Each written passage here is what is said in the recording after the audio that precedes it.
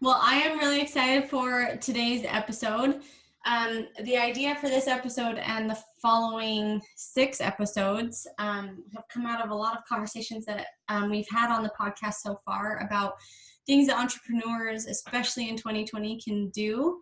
And we wanted to provide a crash course on how to start your business in 3 days. So we have quite a few experts here that will cover some pretty crucial topics, from having a business plan all the way through to your social media and managing your books. So welcome, everyone. Howdy. Oh, Hello there. Hello. I figure we'll start by allowing you guys some time to introduce yourselves. We'll go through everyone the way that we plan on talking about this sequence of topics. So Jake, take it away. Yeah, my name is Jake Okritz. I am over our vertical marketing team. We handle all marketing efforts that have to do with each individual vertical that Weave sells into. So, yeah. Cool. And fisherman on the side? Yeah. Love to fish. Love to be outdoors. Have lived in Utah my whole life, other than a couple years in Ohio, randomly. But yeah, love sports, all sorts of stuff.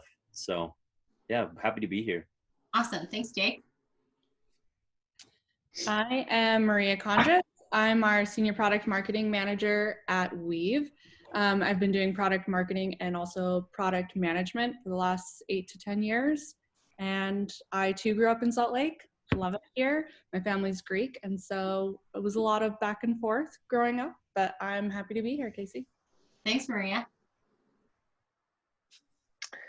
I think that's me. So I'm Kent Giger. So I work as a developer at Weave. So I manage the website and all things web related.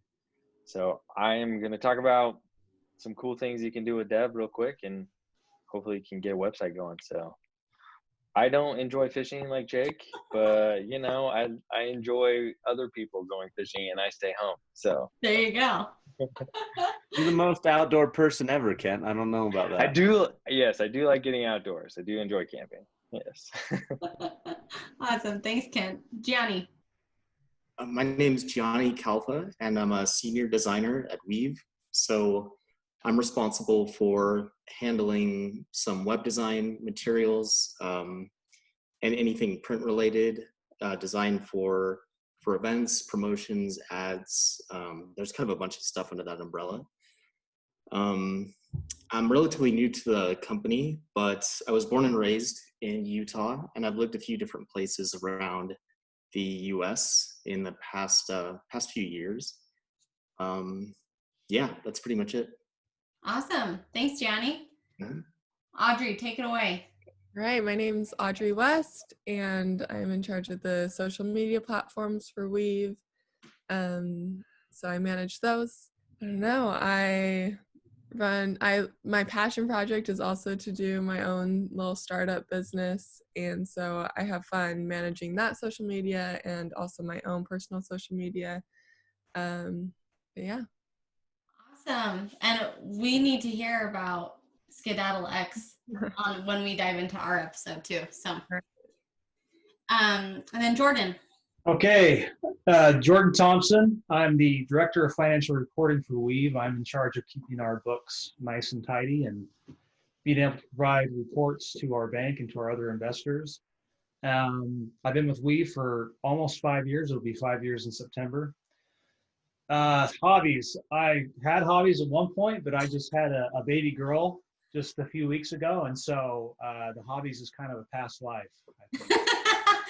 In that previous life, I love to golf, love to fish. Fishing's great too. I'm hoping I can get those hobbies back at some point, but for right now, it's all about the little lady. So I have hope for you. We've reached 10 months with our little one, but I mean, you're gonna have to talk to like Jake and Kent a little bit more because they've got more than just one. I think if Jake is still fishing, that there's hope for you. There's hope. That's good. That's good. Yeah, the hobbies come back. Don't worry. They come back. You'll adjust. I have to put my kids to bed and then I can go fish in the dark. Very good. Isn't there a song about that? Oh yeah, it's a great song. Cool. Well, I am super excited about this. In fact, and I think this is such a good group because several of us, we're not only at Weave, but several of us have our side projects. And so we've got firsthand experience as well with launching those efforts. So first, this is my broken record. I'm going to beat this drum all day long. Because I feel like people today need hope more than ever before because of the chaotic times we're living in and the unemployment we're seeing and the way COVID is affecting minorities more than it is whites. So I'd love to just dive into is it possible? Do you guys all think it's possible to start a business in 3 days? Because this is what we're going to try and help people do. Oh yeah, Absolutely. Okay, and why? I mean, Audrey, you started one. I mean, tell us a little bit about Skedaddle X and how you got that up and rolling. yeah. Well, I always joke that like my downfall is I'm too not ambitious, but I just think that like what could go wrong, so I just go for it. So for Skedaddle, I was just like, I want to go on a trip with friends, and so let's make it happen. So I just started planning it. It wasn't even like I want to make money with a business or anything. It was just I had an idea and I want to make it happen. Same with like my mother-in-law. She wanted to sell jewelry, and I was like, okay, let's make you an Instagram like that day. And she's like, well, I need a plan, I need to do this. I was like, no, like you don't have to think, like it's really not that complicated, like you know what to do. So yeah. Like, and just moving is a huge part of it. Yeah.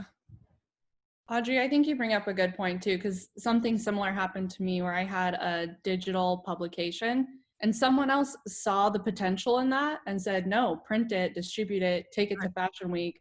And similar to your family member, I looked at it and was like, no, there's too much to plan, too much to do.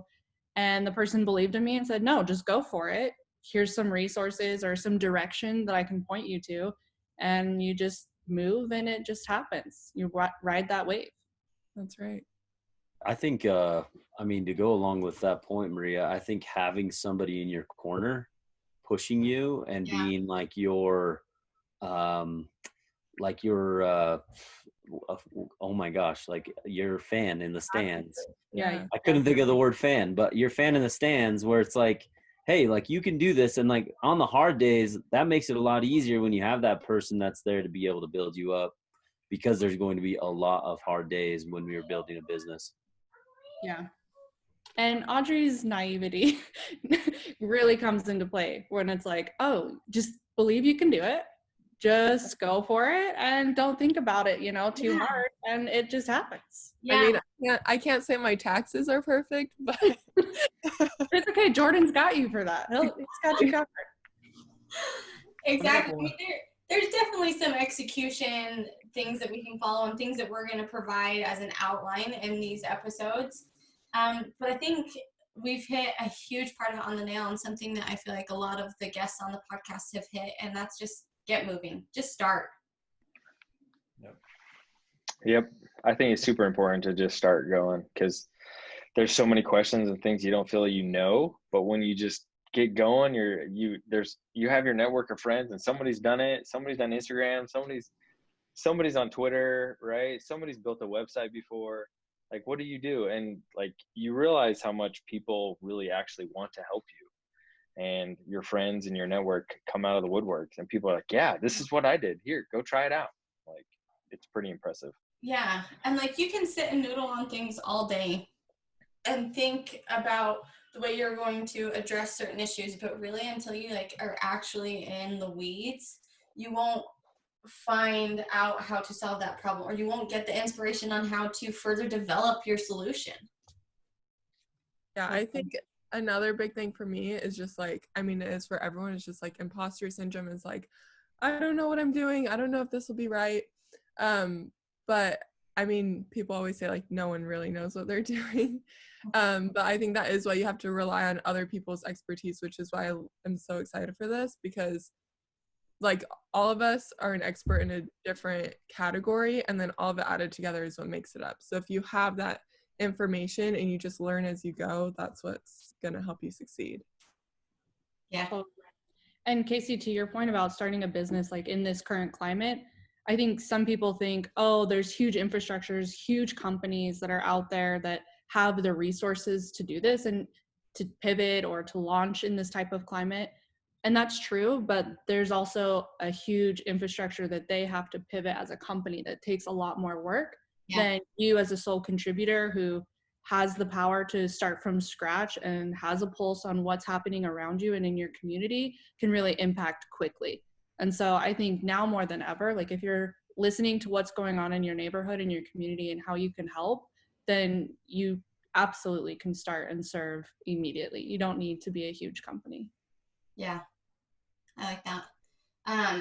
Well, with that, let's kind of give an overview of the things that we're going to be talking about, how we're going to deliver on this promise to help people launch a business in 3 days. We're going to assume that you have your idea. It's a good solution. You've probably talked to a few family members or friends, like, what do you think is there a need out there? And maybe that's the extent of your research so far. So enter Jake. How do you start? Jake and I are going to talk about a little bit of setting up a business plan, a few other things. Jake, you want to give an overview of what we'll kind of dive into one-on-one? Yeah. So I kind of have been thinking about this. I've had the privilege as well as like the heartache of starting a few businesses. And there's some of the things that I've come along as, you know, doing research, talking to people, the things that you really need as you start a business. And one of the main things before you get into any business is a why.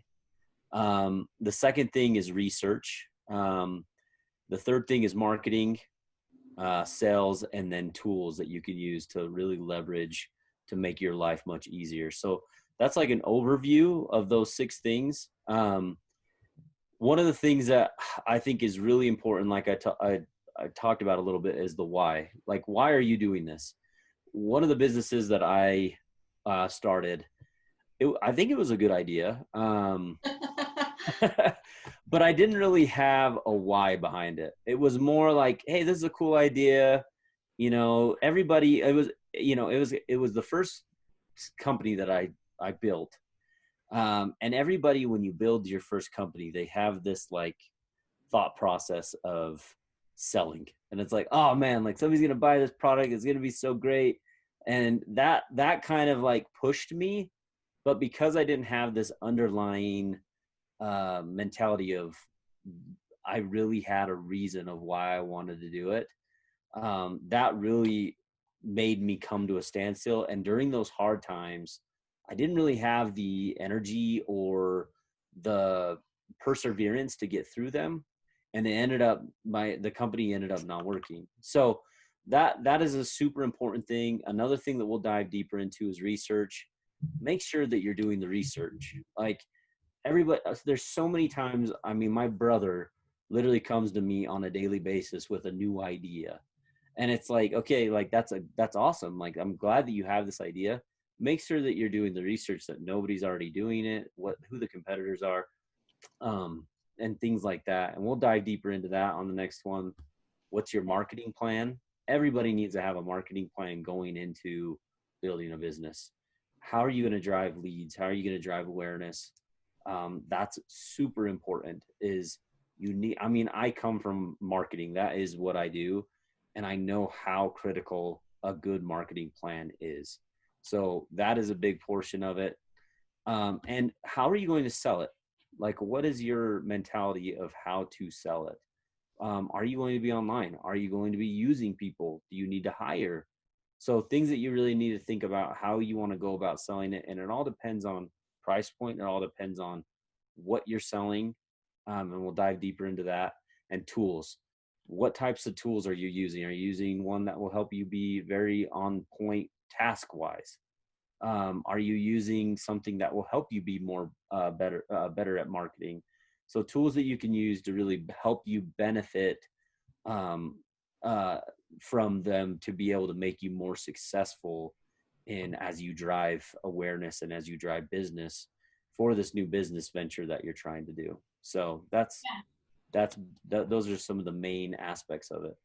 Oh, I'm super excited for that because one of our previous episodes with Kurt Roberts, venture capitalist, talks about a few things that you're talking about, but I feel like we're going to get a lot more action, how to execute on these things, right? But is the concept of making sure we're tied to a problem, because that's really going to drive our why, right? Because when it comes to brass tacks, when you think that things are hitting the fan, you're going to stick to it because that why is so personal and so strong, right?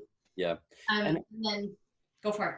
Well, I was just going to say, along with that, like that why is what drives your message. It's what drives the sales topics that you speak about. It's really what gets people interested in your product. It's what makes you authentic. I mean, and that authenticity right now is really what is big. How are you differentiating yourself and giving people an experience compared to just another company that is on the internet? Yeah. And then the other thing that I wanted to mention too, that I think will be really awesome, that Kurt mentioned in his episode, is that you typically need, when starting a business, especially if you're not going to do this alone, if you are going to do it alone, you need to be able to at least try to do both of these things in the beginning, is what you referenced. Building it and selling it.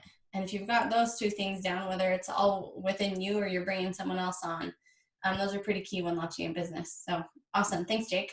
Yep. Maria. Yes. So basically on our episode, I really want to extend and elaborate on Jake's marketing portion. So once you've talked through your pricing, once you've kind of talked through like, okay, what is your why? What's your selling tactic? Then we're going to dive into the go-to-market. So what's your market fit? What's the messaging pillars you're driving to, the positioning of your product? And then how do you make sure that that product is a viable product and you're taking feedback from your customers as early as day one or even day zero before you launch? Yeah. And then how do you incorporate that into a much larger customer journey? So what's the communication tactics you're taking with your customers? How often? What's the strategy behind it? But then also, how are you thinking through where are you going to start today versus where are you going to scale? And how are you going to attract customers, engage customers, retain them? And what do you need to focus on now versus what can you put off into the future, so to speak? Yeah, I like that. Building blocks. Yeah, exactly. Awesome. So once we've got our business plan established, we know our go-to market. One big next step is going to be defining your brand. We have our why. What does that look like visually? Gianni. Yeah, so what I really want to touch on in my episode is an overall rundown of just what branding is essentially. Just getting that across and making it understandable. And some of those things are like what makes a brand identity effective and strong and powerful. What kind of things are behind a powerful brand? What makes them effective, and how that's created? Like what kind of details are involved? And kind of once you understand that, there are a few steps afterward that may not be super obvious to most people, but are very crucial into ending up with a successful visual identity. And those are kind of things like, starting from one, or understanding the business goals and the brand's personality. So that kind of thing is identifying the character which the company or product wants to present. And without that, it's kind of like, designing a brand without that knowledge is like drawing a portrait from just a photograph. Like you can do an exact copy of it, like to the T, but it won't be quite right, like unless you actually understand that person. Like it has no soul. It doesn't have like a unique quality to it.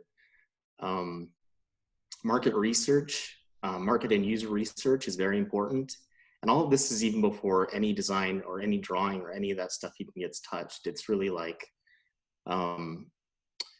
understanding that the personality of the company again, looking at competitors is a huge thing, learning from their good and bad experiences, like what has worked and what hasn't. and identifying a target audience. You know, what are the age ranges? Like, what do they gravitate towards? Yeah. So research is super key, you know, and then it comes down to once you kind of have all of those things, you start designing a logo, you know, which involves like kind of looking at what other people like in the same vicinity of your style of company, like what their logos look like, and also just starting to be creative, you know, and really just not worrying too much about really having like a refined style right then. It's just kind of being loose and blowing it up and then kind of taking it back in little by little, you know, until you kind of come down with something that's pleasing. The next step, and one of the last ones, is like the rest of the visual elements of the brand. And that involves like typography, you know, other visual elements, illustration, photography that speak to the brand. So those are elements that just kind of harmonize well with what you're creating and with all that research that you've done. Yeah. Well, I think a big part, just to maybe summarize a little bit too, is something that you and I have been working on at Weave, and that's creating a style guide, right? That once you've established all these things, like make sure to write them down, record them so that you have uniformity. Uniformity is so key when it comes to branding, and it's not hard to do, but it is an attention to detail. And if you've got all of those processes, ideas, decisions made that you just talked about recorded in an easy to find manner, it makes it easy for you to then execute on that for the rest of the time that you're utilizing those decisions. Exactly. And that's one of the things that you're also keeping in the back of your head while you're designing this whole overall visual identity is this something that other designers are going to be able to use easily? You know, is it something flexible, adaptable? You know, is it something that is going to be easy for people to understand and identify with? So yeah, awesome. Thanks, Gianni. Yeah. So kind of a good next pivot, right? Once you've got that visual demonstration of your brand down, next step, website. Like make sure that you're searchable online. Kent. Yeah, super important. I mean, online is everywhere now. I mean, even if you count social, you're online, right? So it's super important. And so I'll be basically talking about like how much level investment do you need when you go into your website? Like, do you need to build some massive, huge website, or do you just need something that can get you going, right? So based on all the stuff that Jake and Maria and Gianni talked about, you'll take all those things that you try to map out and apply that online, right? And so I'll talk about like what's quick and easy ways to purchase a domain name, how to get templates for your website, right? An email address so that people can contact you, and you can kind of look professional that way, right? So those types of things that can be super important, and connecting everything together, right? So you bring your style guide in, you bring your marketing in, and your product marketing, right, based on all that research that you did, and then you're going to start putting it online so that Google can find you, and people that are on, you know, Microsoft's Bing can find you. Yeah. As well as connecting your social so that you can bring people from social to your website and back and forth, right? So it's super important depending on, you know, your investment that you need, like if your product needs to be sold online or if you just need a portfolio, right? So we'll talk about breaking that and deciding, you know, what's popular for your business when it comes to the web, and how you can incorporate all that massive amounts of research that you have done and put it a place where everybody can find it and learn about you and know about you and research you. Because we all go to the grocery store and places and we look up things on web to find potentially other people that are selling those products, maybe at a cheaper price or can deliver it faster. And if you're not there, you know, you can potentially miss those opportunities. So the web's fun. I enjoy it. And then trying to figure out how that people can find you on Google, right? So even if you just put a website up, it does not mean people are going to find you on Google, right? So social certainly helps with that, and that's super important so that you can get indexed in multiple places. So there's a lot that goes into it, but I'll break it down in like about 7 to 8 easy steps that can get you going, right? Awesome. Thanks, Kent. And like you said already, if you're online, that could very well just be social media as well. And that's where Aubrey comes in. Yeah, so I will be explaining how to use your social media platforms to leverage your business and to build that community and to be outwardly sharing your brand and your overall mission. So I'll break it down even more in detail, of course, later on, but you're going to want to start with a plan, and that's going to be, it's going to be tempting to just dive in and start posting right away, even though that is my personality too. You're going to want to hold back a little bit and develop a good plan. And hopefully through all these other steps that we've discussed, you'll probably already have that pretty established. So that should be easy. And then you can have those goals and objectives to help research even what your competitors are doing and what you find inspiration in, and what you want that outward identity to be. Yeah. And then, you're going to want to figure out which platforms are right for you, how you're going to want to share it. You're going to want to discover the right tools to use, because there's such a plethora of tools out there that can help you. Yeah, and which I can go on forever about, so I'll just wait till later.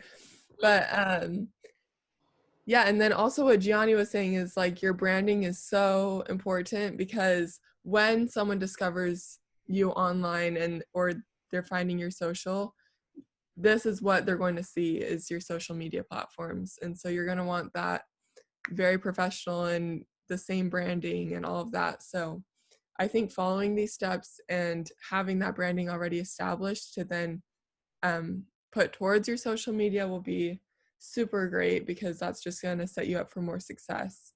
Yeah. Yeah. And we'll dive into more things Yeah. too. Things that you and I have been learning together, as well as we've launched this podcast, where in that style guide, as you're developing your brand, you need to think ahead to social media. As I'm creating things, what am I creating it for? And because of that, do I need to have certain dimensions, things like that? We'll dive into all of that nitty gritty in both of those episodes.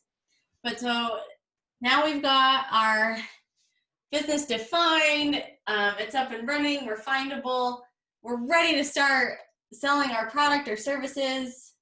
Jordan, what do we do next? How do we make sure that in that process we're being really good about the way we're tracking things? Yeah, you come to the worst part of all of it, right? Now, when you're an entrepreneur and you're, trying to define your brand, you're trying to build a website, do social media, you're trying to find customers to sell to and make the sell.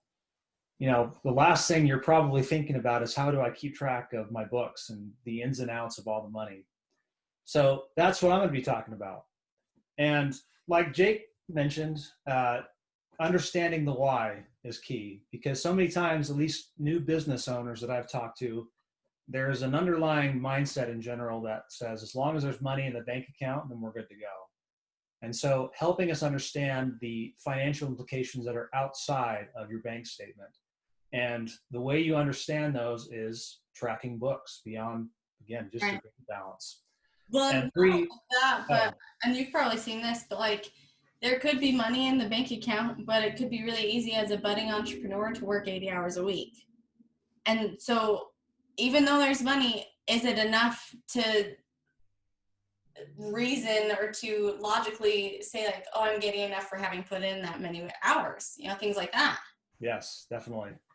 So what we're going to be doing to talk about the why is we're going to go through taxes, the tax implications, and part of that is knowing what kind of entities you can set up for your business, the tax implications of those different types of entities. We'll even go through how to set up an entity and some brief steps or steps just to kind of walk through that.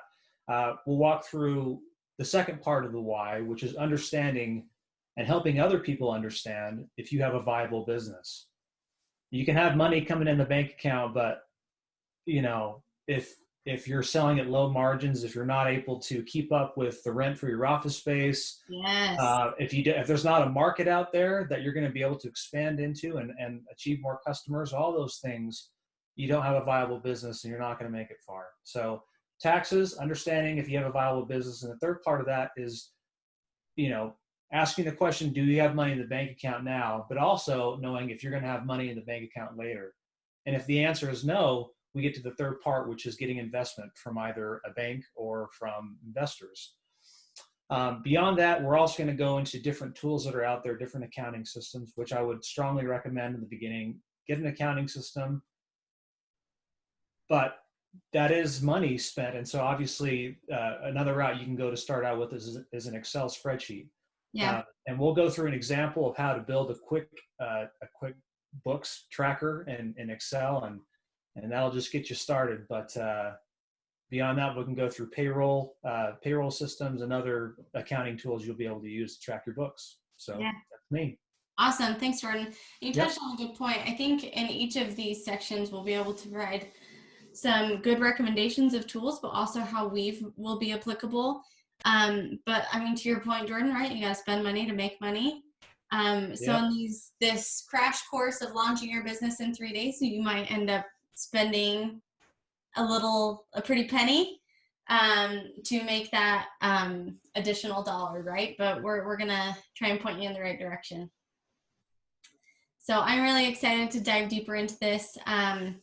We'll do this on a one-on-one basis so that listeners, you can get some really good content and actionable takeaways there. But excited to do this. Thanks, everyone. Mm-hmm. Thanks. Yep. See you soon. Thank you.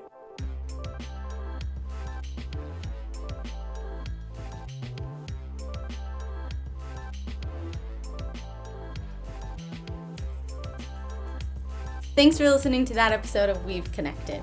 Make sure to hit subscribe down below so you get notified of any time we add a new episode. We'll catch you next time.